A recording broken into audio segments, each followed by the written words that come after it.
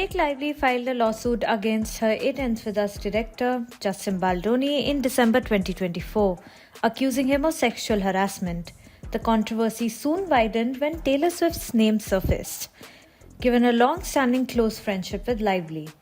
Baldoni and production company Wayfarer Studios later countersued Lively and her husband Ryan Reynolds, alleging defamation and extortion.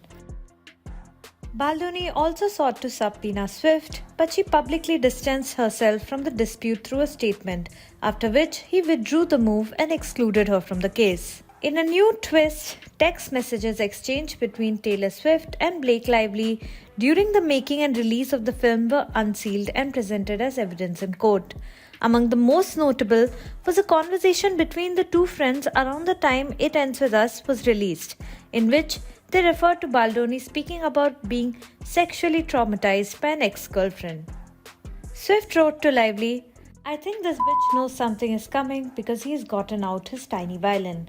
When Lively noted that Baldoni was being honored at an event celebrating vital voices of women, Swift responded, "This is so disgusting and I hate that he's clever about this shit." Blake replied, "Can you imagine feeling as confident as these predators that you're going to always get away with it? Him accepting an award as an ally for women." The pop star responded, "It's like a horror film no one knows is taking place." This was, however, not the first time they discussed Baldoni over text. About a year before that exchange, while It Ends With Us was still in production, Blake Lively referred to Baldoni as the doofus director of my movie in a text to Swift, adding that the clown thinks he's a writer now. In the same conversation, Lively asked Swift to endorse a revised version of the script she had written, noting that Swift was on her way to visit her while Baldoni was at her home. She also told Swift she did not need to read it if she was unable to. "I'll do anything for you," Swift had replied. This was in variance with what Lively told the court earlier. "I sent Taylor the script on her way to my apartment because Justin was still there, and I asked her to read them. I told her she didn't have to. I didn't want her to feel pressure to do that, but I hoped that she would." Last year, after Baldoni attempted to subpoena Swift, the latter spokesperson distanced her from the case and issued a statement.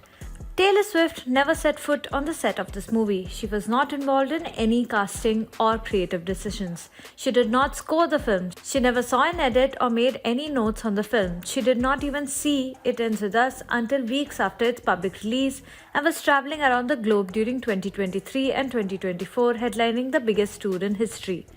In her lawsuit, Lively alleged that Baldoni and Wayfarer Studios carried out a coordinated effort to damage her reputation after she and Reynolds confronted him over what she described as repeated sexual harassment and other troubling behavior.